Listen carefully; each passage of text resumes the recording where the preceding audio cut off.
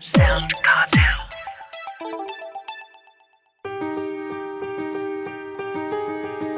From SoundCartel, I'm Nicole Goodman, and this is Business Essentials Daily.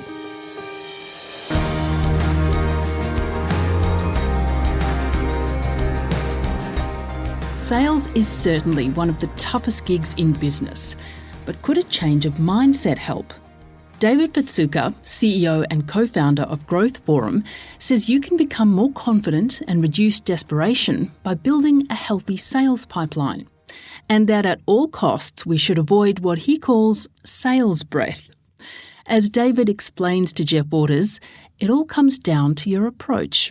I think it comes down to first your mindset. So we talk a lot about having that sales and growth mindset where if you've got a healthy pipeline within the business, and what I mean by healthy, there's a lot of good opportunities and good deals there, then you convert to having an abundance mindset where if you're talking to a deal and it might not be the right time for them, then you're okay with letting them go and working on the next deal. It's not about being arrogant. It's about knowing when to let a deal go because you've got a healthy pipeline and you can go to the next one. I think we've all been on the buying end of someone who has that commission breath syndrome where you can tell they need the deal and they're pushing and they're trying to close you for this quarter. That's very self-serving.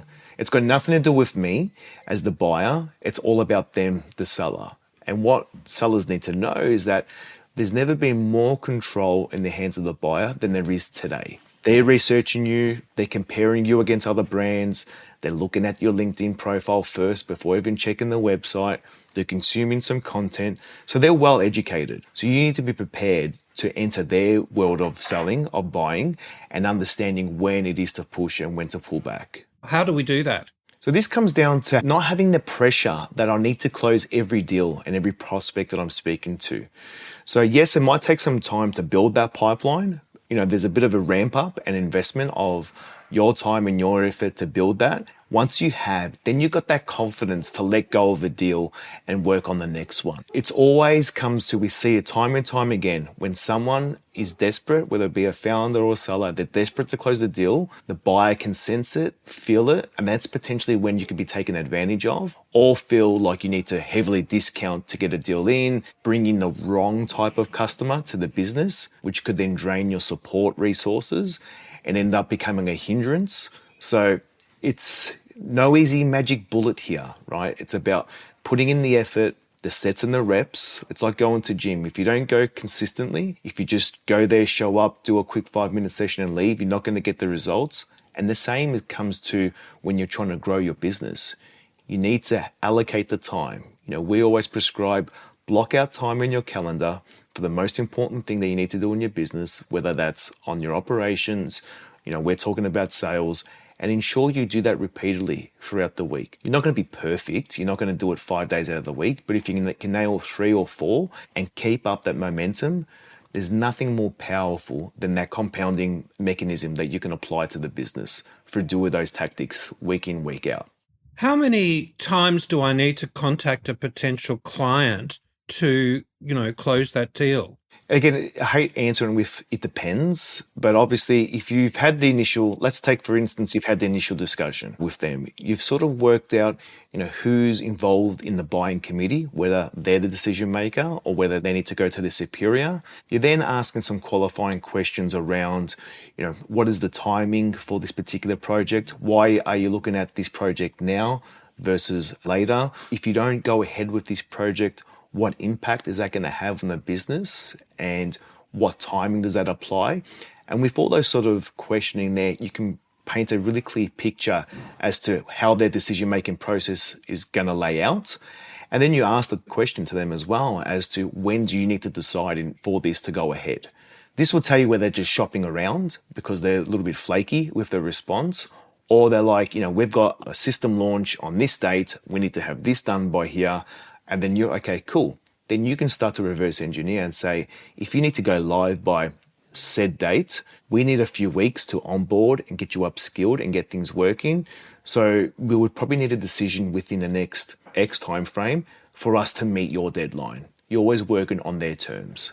With so much email and social media and app notifications and all of this, how do I not annoy the person that I'm trying to sell to? How do I stop from being an irritation? One of those things, and look, going down to the 18 touches that we spoke about before, you can feel like you're being annoying. And look, and sometimes you are. It might be the first time you reach out to someone. You've just caught them at a bad day, bad time of day, and they're annoyed from touch one. Where for me, it's until I hear a no, I'll keep persisting because I think I can provide value to your role and what you do in your business. So my mandate for myself is I want to make sure that you're across. It is what we do because I believe it can help you. So I'm going to keep reaching out to you until I get a response, negative or positive. And that's my mindset. It's an abundance mindset. It comes from a mindset of a good place and I want to help. People who are a little bit timid and a little bit shy tend to sort of give up earlier. And that's where... Easy to do. It is easy to do. And people are afraid to pick up the phone and have a conversation. So it's easy just to send another email, or an instant message where you can really cut down a lot of that time by connecting on the phone and using your tone in a real empathetic way and just getting a good understanding as to, Jeff, is this something that you're interested in? But always lead with insight, make it about them. So what I mean by that is, you need to earn the right to get onto your prospect's calendar. So what are you sharing? What point of view do you have to earn the right for them to invest time into hearing what you have to say?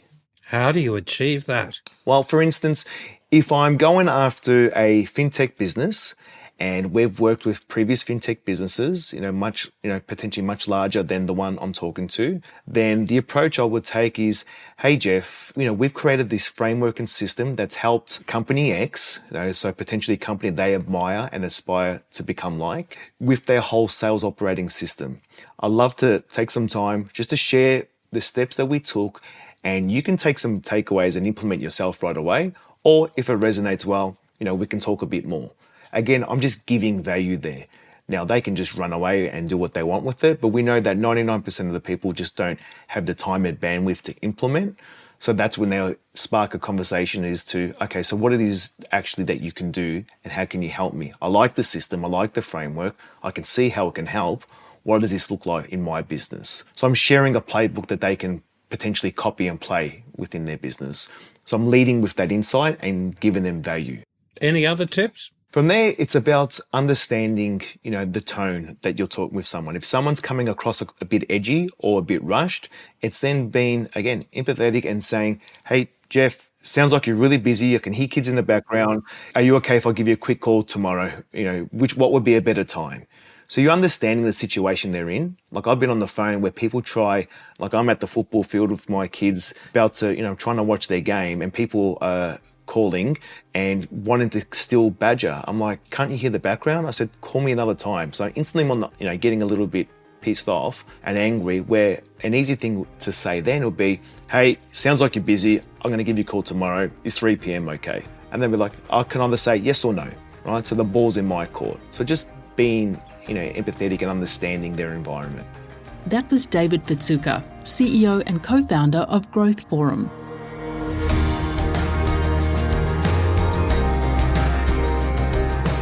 Business Essentials Daily is a SoundCartel podcast. Producers are Nick Schildberger, Jeff Waters and myself. Technical production by Pete Letts.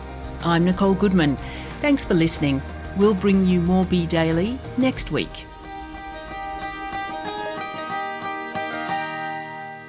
SoundCartel.